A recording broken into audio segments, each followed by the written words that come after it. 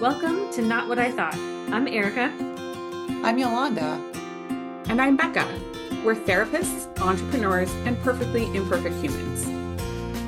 We first met during a business owner retreat where we became fast friends because we're not afraid to be real and ask the hard questions about life.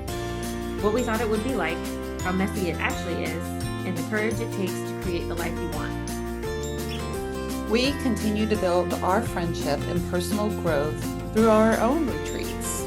We find the deepest connection in sharing our struggles and finding what we have in common rather than what divides us.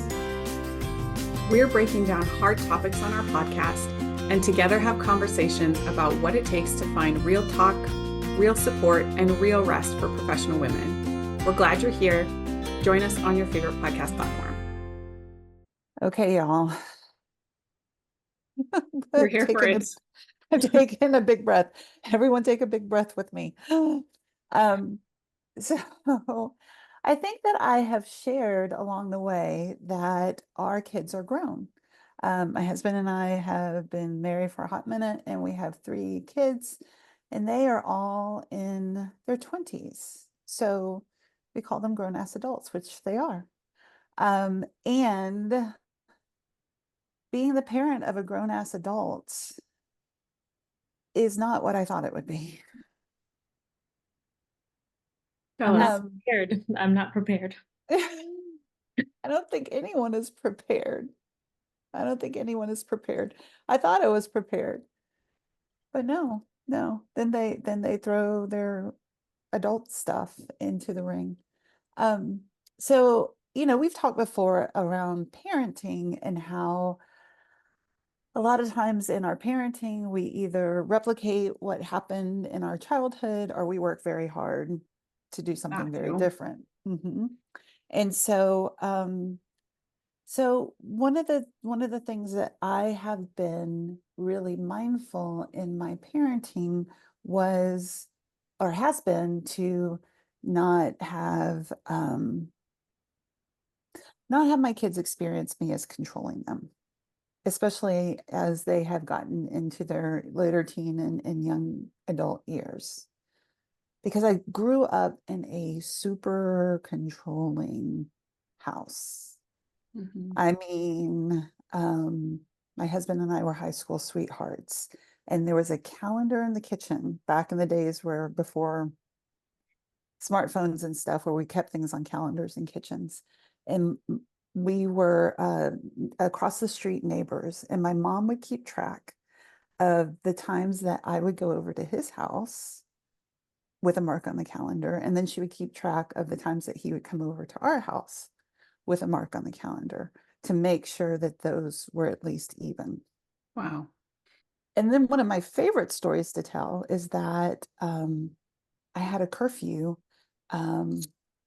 the summer after my freshman year of college. And this was many moons ago, so I'm trying to remember exactly what the curfew is, but I'm pretty sure it was like 9 or 10 o'clock. And this would have been as like a 19 or 20-year-old? Yeah. So I think that kind of gives a flavor of what things were like growing up and why maybe I wanted to try to do something different with my kids. Yeah. And recently, over the past several weeks, our grown kids are moving into really significant milestones in their lives. One of them has their first apartment by themselves. Another one is very shortly moving to Spain with their significant other for at least a year or two, away from their mama. I'm a little heartbroken. And another just got engaged. So big things. Big things. Yeah. And as the big things are happening, I am really noticing this internal struggle with like that control piece bubbling up. Yeah, like there's part of you that wants to exert some control, but then the wise adult part of you is like, no, I need to sit back here. Yeah. Yeah. There's a part of me that's like, I need to keep track of who's coming here and going there and keep it, get my calendar on the wall in the kitchen. And like, why can't they do it this way? And I am really having to put limits on that adaptive child part, that part of me that is like wanting to scream and yell right now. What's that like for you to notice the control or the desire to control show up when you know that like this is not who I was going to be. This is not how I wanted to be as a parent or yeah. Oh my. So the like the wiser part of me, the wise adult part of me says, yeah, this makes sense. Like this is the these are the history colored glasses that you're seeing these current situations through. Um, and that is like where the neural pathways are most finely, honed and like all of that stuff. Um, and yet that more emotional part of me is like, I don't care, just give me what I want. All of that pie in the sky thinking was fine until now. Now that it's here with me in this role and these kids, like, hmm no, I need them to act in this way or I need them to stay close or whatever. hmm hmm I guess I'm curious because for me in similar situations when there's something I wanted to do different parenting wise, but then I hmm noticed that feeling of wanting to do it this old way, when I was able to zoom out and kind of take a different look at it, then I almost had some compassion for my own parent where it's like, oh, I get it now and I still want to do it differently, but like, oh, I get it. It kind of feels weird and confusing. Yeah. Yeah, for sure. For sure. And it's interesting because as we are recording this, I was just sharing with the two of you that my parents just left town. And so all of that control piece is still there in a lot of ways in that dynamic. Mhm. And like the attempt to control, for lack of a better word to put on it, um, like their time here and the time with the kids and that kind of thing. And so, yeah, a part of me is like, oh, yeah, I get it. And another part of me is like, no, that's not the way we do this. Yeah. Yeah. I have definitely had those moments where I reach, like Erica's talking about, reach a parenting situation and go, oh, now I understand maybe Yeah. more of why my parent did things the way that they did. And sometimes that's not even an excuse, like, oh, it's fine. It's like I may still disagree with the particular choices or some of the choices that were made, right? But like, oh, I have some more compassion. Maybe my judgment towards them is softened just a little bit. It's like, oh, hmm now that I am in this position with me, maybe too, like being a single parent and working on co-parenting with the other parent and how hard it is to not, it's like, oh, okay, I have some different compassion now for what that situation is like. Yeah. Um, but I wonder for you, Yolanda, like what well, how do I want to ask this question? I know when we were preparing for this episode, you stopped yourself from saying parenting adult children, hmm and you were specific about like being a parent. And I wonder if hmm you can talk about why that wording mattered Oh, to you. Because like, yeah. yeah. Thank you for asking that. Um, Again, based on my own history and just believing in agency as human beings. Like we each have the right to, and maybe this is a little bit of my social work training background and all of that kind of stuff, like the right to self-determination and to make choices for ourselves. And for me, that, and for my husband and myself, we've been really conscious that that is true for them. And as they grow up, as they grew up, I mean, of course, it looked different, it's always age appropriate. But now, really, we have been empty nesters for 4 years. And not just empty nesters, but by and large, um, our kids are financially independent. Like it's not even like we're giving them money. And I say that because the financial piece was oftentimes a mechanism for control for when I was growing up. And so it is like I am not parenting them. I am at this point a co-traveler on this life thing. Um, and the relationship has shifted, and those power dynamics are much less applicable. Like the parent-child dynamics are, much less applicable now that they're adults and they're, you know, they have individuated. Like there's no other way to describe it. Like they are adults, and that doesn't mean that they don't still come to us for support and advice and all of that kind of stuff. But I think that my husband and I look at that as more of like, how lucky are we when they come to us with those things, as opposed to somehow we get a say in the choices that they're making in their lives, or that they should come to us for advice or do things the way that we think that they should. I wonder, is there any like grief or anger in that? And here's where I'm coming from with the question is like, well, maybe this is the way things have always been done in our family. And then when you are the one who is going to change and be the cycle breaker, it's like you kind of being in the position in the middle. It's like you got it from this end, but then you don't get any of the maybe sort of downstream benefits of whatever that pattern was.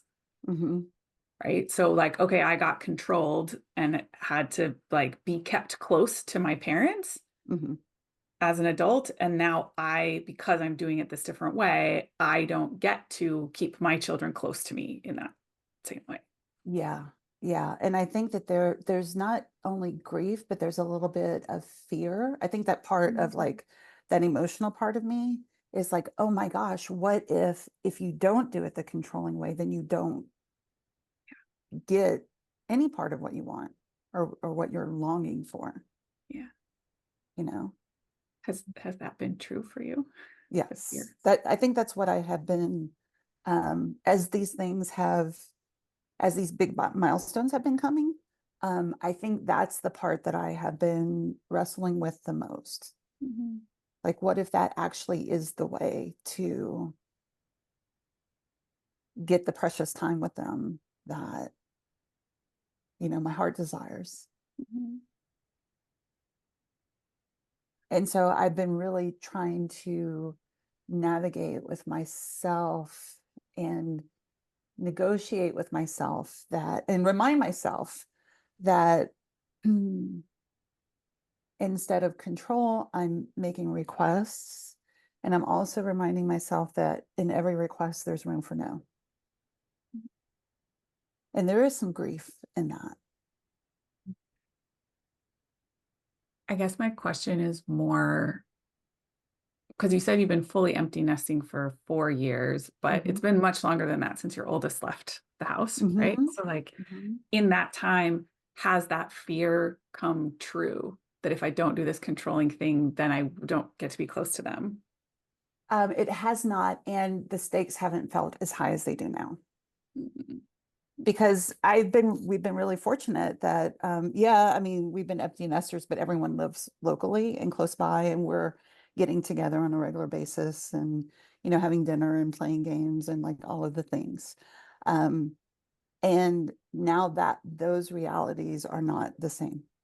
I'm thinking too, maybe that high stakes is the part where an adult child actually does need their parent to be a parent, again, even if it's momentary in time. I'm thinking to my second pregnancy, and there was emergency towards the end of that. And that's really all I wanted was like my mom. And when's the last time I even thought that phrase, right? That like, I need my mom, but that's what I needed. Yeah. How was that for you, Erica? Well, it didn't all play out. Maybe we can do that for another episode, but Yeah. Yeah. just to the desire part of it, I can speak to, I think. Yeah. It definitely felt like there was a part of me from the past that could have been healed as an adult, that needed somebody to take care of me, and that I wanted that Mhm. person to be a parent, that there were other people there, Mhm. that I wanted it to be almost like a hierarchical figure, I Mhm. suppose. Mhm. I don't really know why. We'll put it on the list. Yeah. Explore that one. We'll put that, we'll circle Yeah. back.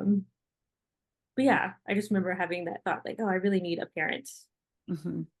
parenting figure, as opposed to a partner or a doctor or a friend, Mhm. even. Like I needed somebody in Mhm. a different position. Mhm. And that is such an interesting thought, Erica. I really appreciate you bringing that perspective. And as we talk through this piece, I would like to say that, I mean, there still is that part, that dynamic in these relationships.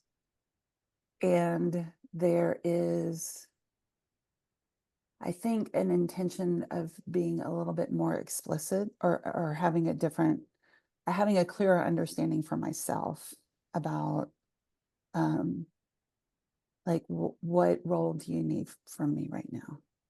Um, I have a phrase that I teach couples: do you want to be helped, hugged, or heard? And I think it's probably a little bit of that, like, as the one who's moving across the world, um, as that's getting closer, there is a little bit of like talking through logistical things, and there's also a lot of holding space for big feelings and questions and concerns and excitement, and like all of those pieces merging into one. And similar with the one who just got engaged, that there was, supporting through a little bit of the logistical stuff, but also holding space for like, wow, this is a big step. It feels big and it feels right. And there's a little bit of excitement and apprehension there too. So, I have a question for you, Yolanda. As you are moving through this space of figuring out how to be a parent to adult children and um, holding the fear and the anxiety and all of that that shows up with these transitions, what kind of support is meaningful to you from your friends?